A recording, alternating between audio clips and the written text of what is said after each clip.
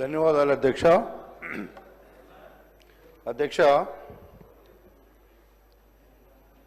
ఇబ్రాహీంపట్నంలో ఉన్నటువంటి ప్రభుత్వ హాస్పిటల్ అధ్యక్ష, గడిచిన ప్రభుత్వంలో మహిళలను కుటుంబ నియంత్రణ ఆపరేషన్లను కింద నేల మీద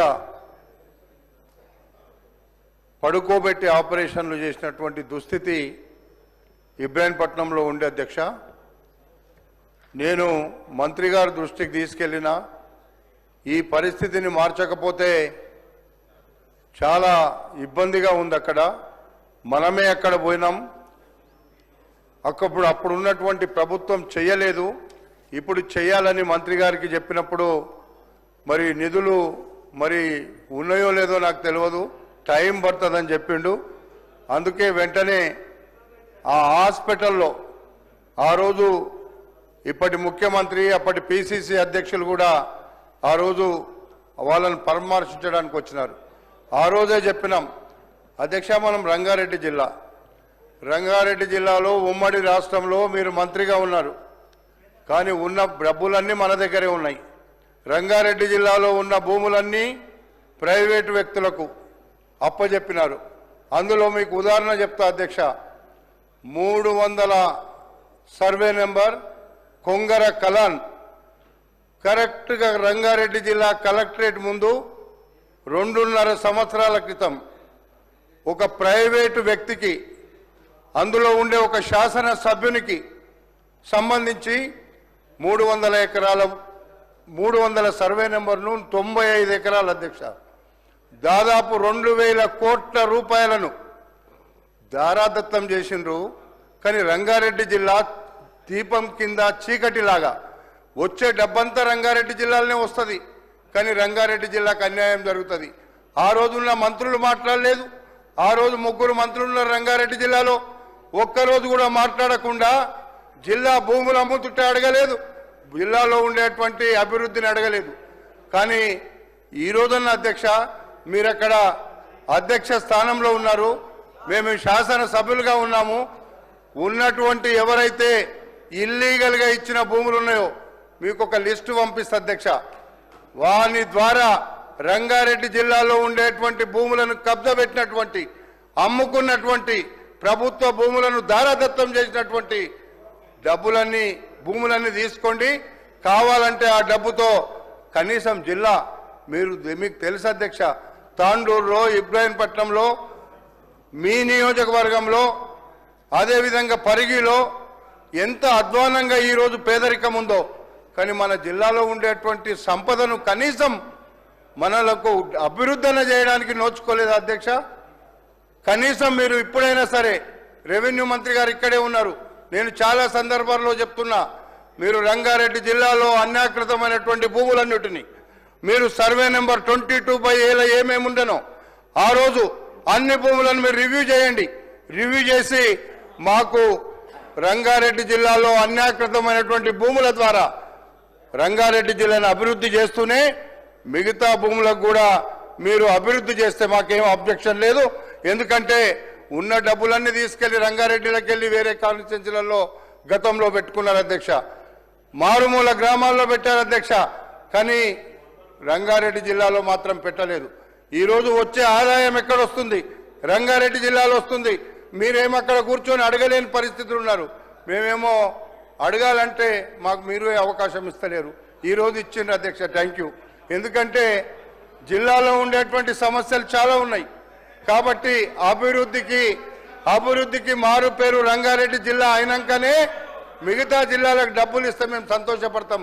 కానీ మా డబ్బులన్నీ తీసుకెళ్లి కరీంనగర్లోనో లేకపోతే అప్పుడున్న మంత్రులు ఉన్న జాగాల్లో పెట్టుకున్నారు. ఇప్పుడు కూడా అది జరగొద్దు, ఎందుకంటే ఇక్కడ మంత్రే లేడు, ఎవరు అడిగే పరిస్థితి లేదు. కాబట్టి అరే జర వెయిట్ చేయండి, వస్తుంది అది కూడా. అవి వచ్చినాక మొత్తం రంగారెడ్డికి వచ్చినాక అవి కూడా బయటకు వస్తాయి కదా. అందుకే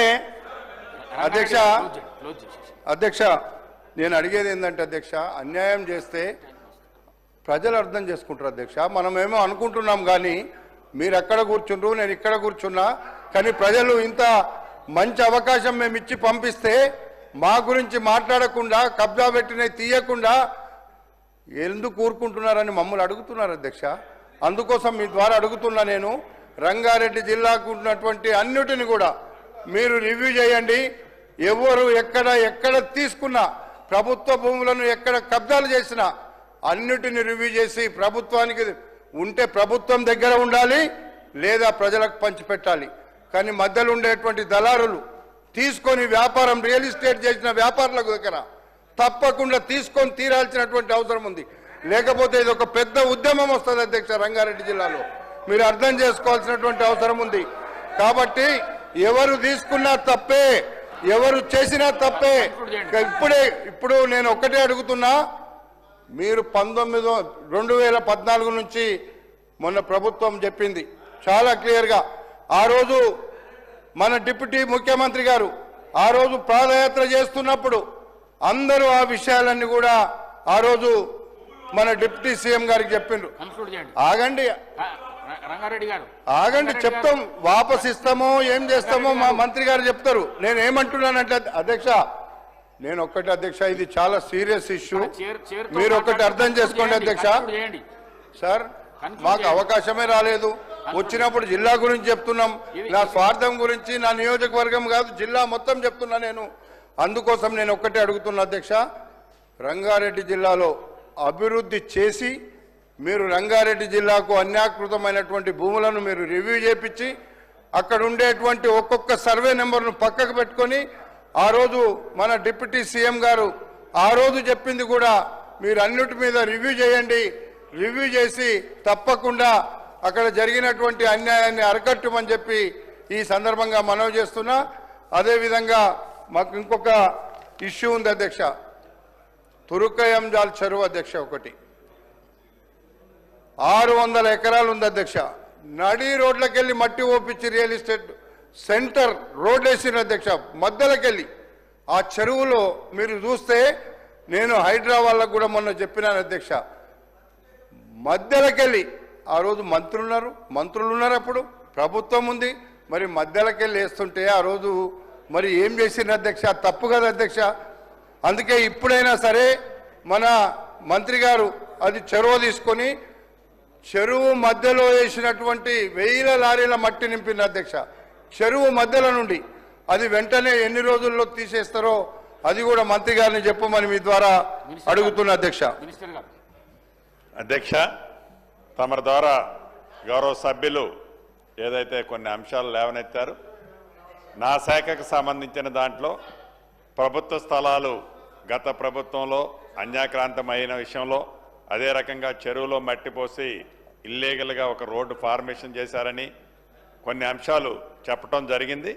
తప్పకుండా ఏవైతే ఏ సర్వే నెంబర్లోనైతే అన్యాక్రాంతాలు అయ్యాయని చెప్తున్నారో వాటన్నిటినీ పునఃపరిశీలించి తప్పకుండా ప్రభుత్వ స్థలాలు ఏవైతే ఉన్నాయో అవి ప్రభుత్వం టేక్ఓవర్ చేయటం జరుగుద్దని, వాటితో పాటు ఏదైతే చెరువులో మట్టి పోసారంటున్నారో తప్పకుండా దానికి సంబంధించిన విషయాల్లో కూడా పూర్తి వివరాలు సేకరించి అది ఇల్లీగల్గా జరిగి ఉంటే మటుకు దాని మీద కూడా యాక్షన్ తీసుకోవడం జరుగుద్ది అధ్యక్ష.